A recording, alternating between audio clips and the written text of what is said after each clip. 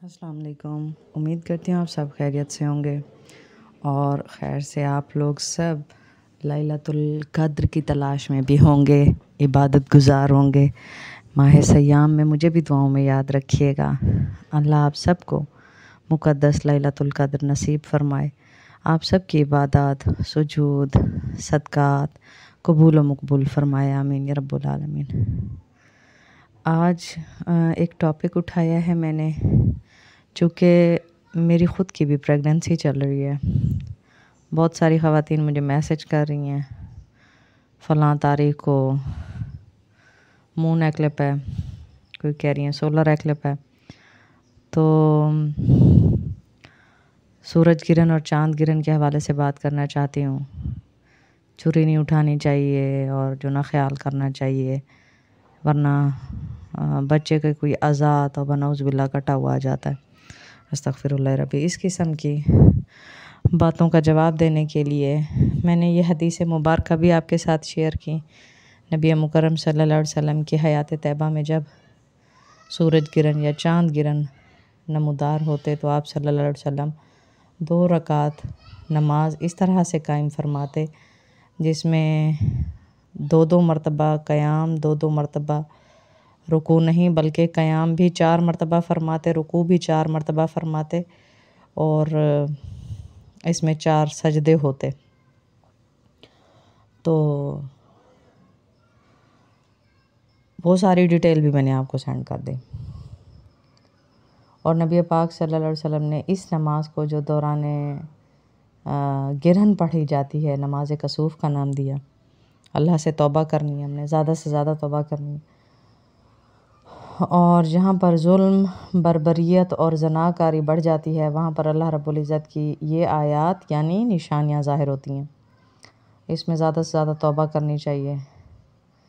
और नबी मुकर्रम सल्लल्लाहु अलैहि वसल्लम की हयात तैयबा से ही ये बातें शुरू हो गई कि फ़लाँ बंदा, किसी एक शख्स की डेथ हो गई तो सब ने कहना शुरू कर दिया इस सूरज गिरहन की वजह से इसकी डेथ हो गई। तो आप सल्लल्लाहु अलैहि वसल्लम ने उस वक्त उनको जवाब ना दिया। सबसे पहले नमाज कुसूफ़ का क़याम फ़रमाया, लोगों को इकट्ठा किया और उसके बाद आपने ख़ुतबा दिया। उसमें आप सल्लल्लाहु अलैहि वसल्लम ने फ़रमाया, किसी की भी ज़िंदगी मौत की वजह गिरहन नहीं बनते, ये जहन में रखिएगा। नबी मुकर्रम सल्लल्लाहु अलैहि वसल्लम का हुक्म है और आप सल्लल्लाहु अलैहि वसल्लम ने फ़रमाया ये अल्लाह की आयत में से एक है।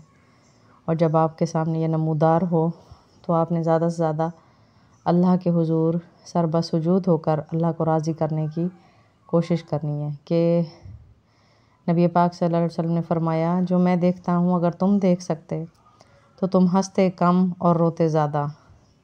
कि अल्लाह को ज़नाकारी से, अल्लाह हया खाने वाला है, हया फरमाने वाला है, हया करने वाली ज़ात है।